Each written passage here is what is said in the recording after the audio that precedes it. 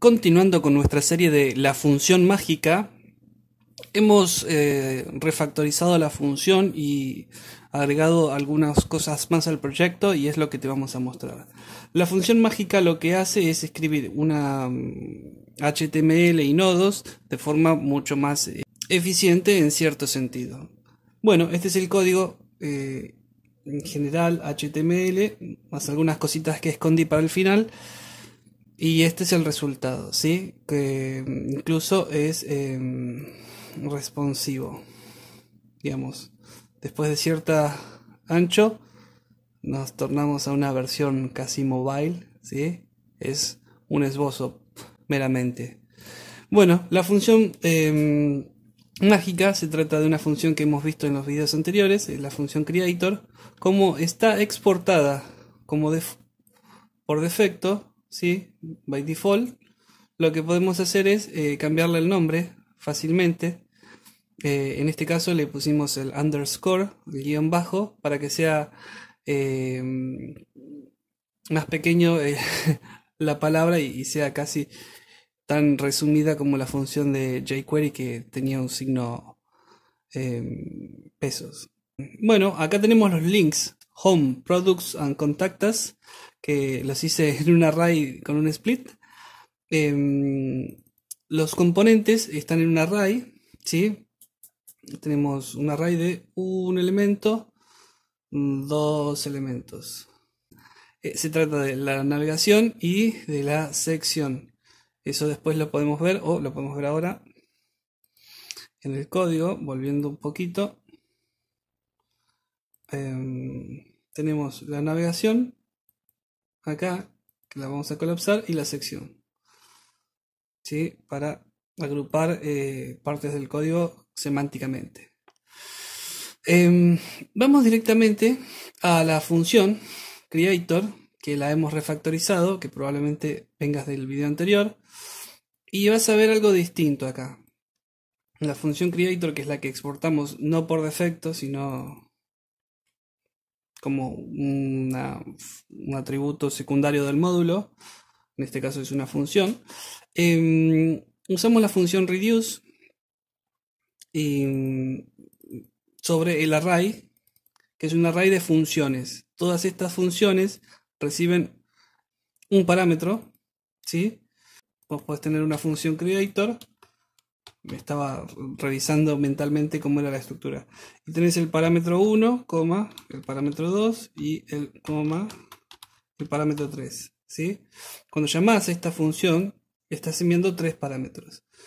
Acá no tenemos la P1, el P2 ni el P3, pero estamos utilizando la palabra reservada arguments, que lo que hace es en esta variable es contener los parámetros que le hubiésemos enviado. En este caso el primer parámetro lo ponemos como primer elemento de este array, el segundo argumento lo ponemos como segundo elemento, el tercer argumento como tercer elemento de este array. Y este array, es decir, esto que está acá, que vamos a simplificar, viene a ser el segundo parámetro, ¿sí? De la función reduce. El primer parámetro es esta función anónima y el segundo parámetro en este caso es un array.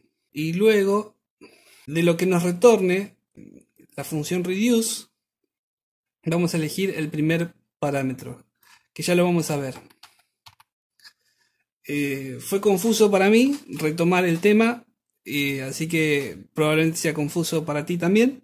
Pero vamos a ir analizando parte por parte, cómo funciona esta función y espero que por lo menos te resulte interesante. Bueno, reduce, lo primero que recibe es una función, tiene dos valores que recibe por parámetro. El primero es el valor acumulativo por primera vez. Como no estaría acumulándose nada porque es la primera, no hay nada acumulado por ser la primera vez, toma el valor por defecto, que es lo que enviamos por segundo parámetro. Entonces, lo que se hace por primera vez en el reduce es agarrar el primer elemento, que en este caso es la función runFunction, y le envía por parámetro lo que sería el valor por defecto, que en este caso son los parámetros que recibió la función, ¿sí? Entonces vamos a ver la función round function.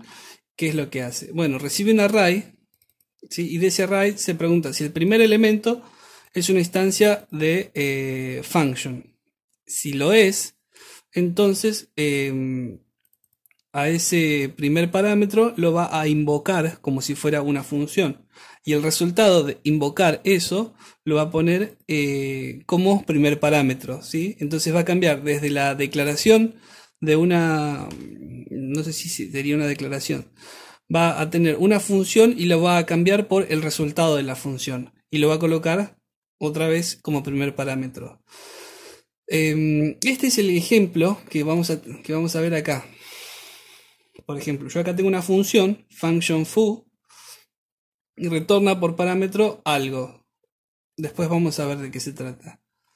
Y acá no la estoy invocando poniéndole los paréntesis como se ve acá en la parte de abajo.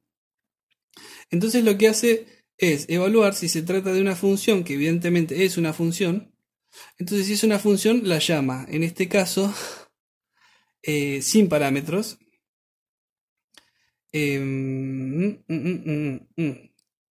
Claro, porque no hay lugar para pasarle parámetros acá dentro de los paréntesis. Y retorna el array, el mismo array, si modificado o no, como lo retorna, digamos, es lo que devuelve la función. Entonces, volviendo a la función reduce,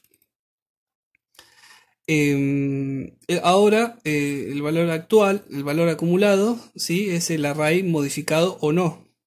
Y entonces vamos a ir a la segunda función, ¿sí? Y a la segunda función le vamos a recibir el array que recibimos de la primera función, que se llama createElement, esta función.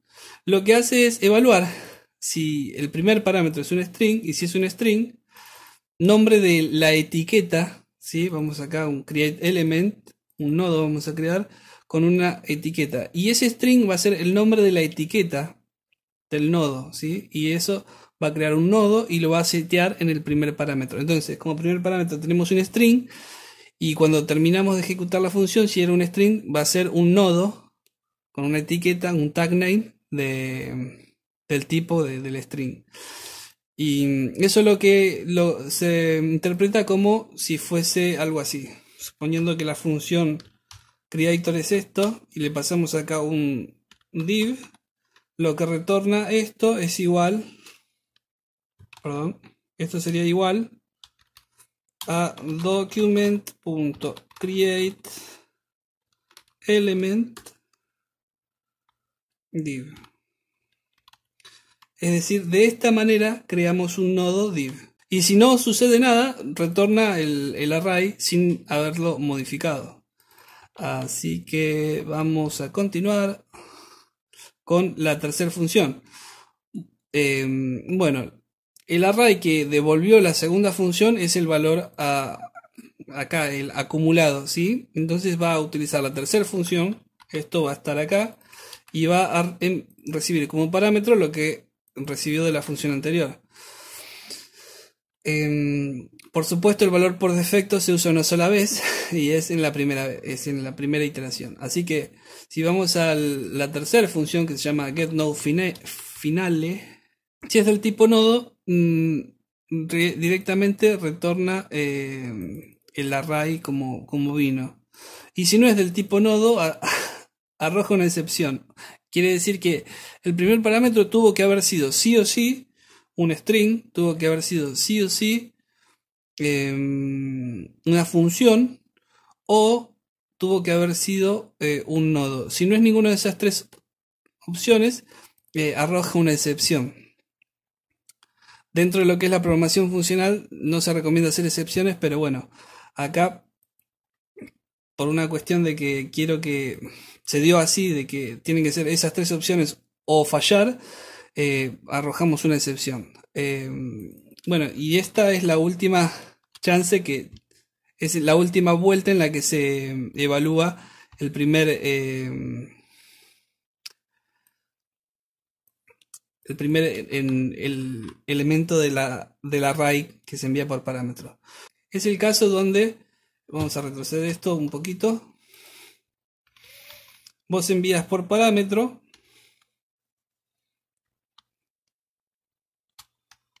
un nodo del tipo así, de este tipo.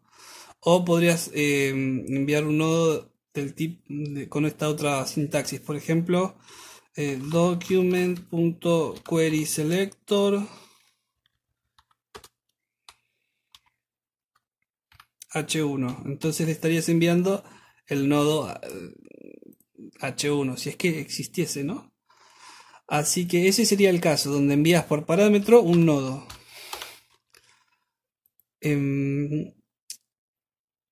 Bueno, ahora siguiendo con AppendChild, evalúa el segundo parámetro, se pregunta si es un nodo, ¿sí? Como si es un nodo, ¿qué hace? Lo inserta, como si fuera el hijo del primer elemento. A esta altura del partido, el primer elemento es sí o sí un nodo. Por eso arrojamos una excepción, porque si no es un nodo, no le podríamos asignar un hijo de esta manera. Así que vamos a continuar. Y con getNodeFromProps. Acá nos estamos alejando un poco de la versión original. Dice, se pregunta si el segundo parámetro es una instancia de la clase props. Si lo es, dice, de esa instancia llama al método get. Por lo tanto, la clase props debe tener un método get. Y el resultado de ese método es lo que se va a asignar como nodo, tiene que ser un nodo lo que retorne, que se va a asignar al primer parámetro. Así que vamos a ver de qué se trata props. Props no es nada más ni nada menos que un contenedor que es una clase para ser heredada, es algo así como una clase abstracta, que tiene un método render que en la clase a la cual va a ser heredada, que le va a permitir recibir propiedades. Este es el caso de, a ver, list. A ver si es list. Sí, list y navigator. Fíjate que navigator recibe por parámetro list. Esto que está acá. Y list recibe por parámetro algo. A ver, no, recibe por parámetro un array. Vamos a ver list. ¿De qué se trata list? List extiende de props y recibe por parámetro en el método render el array. Entonces acá genera una serie de acciones y retorna un nodo. Siempre que tengamos una de estas funciones de creator, vamos a saber que lo que tenemos ahí es un nodo. Entonces acá, gracias a la clase props, podemos recibir por parámetro propiedades y renderizarlas. Veamos entonces ahora Navigator. Navigator también extiende la clase props y recibe como propiedades algo que va a meter como segundo parámetro de acá el nodo nav que se va a crear finalmente.